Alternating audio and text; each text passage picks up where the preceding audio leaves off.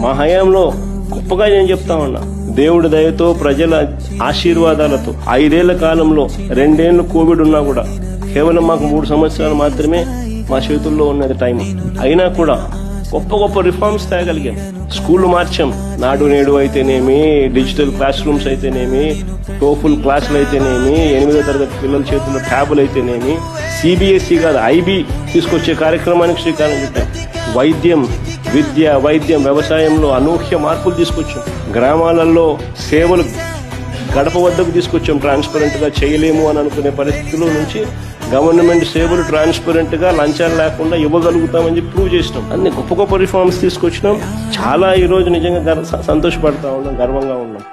3 ఏళ్లలో ఎవడు చేయలేని గొప్ప కార్యక్రమాలు కూడా దేవుడి దయ వల్ల చేయగలిగాము. అందుకే ఈ రోజు కూడా చిక్కటి చిరునవ్వుతోనే మా వాళ్ళు ఏ గడపకైనా పోగలుగుతున్నాం. చిక్కటి చిరునవ్వుతోనే పోగలుగుతున్నాం.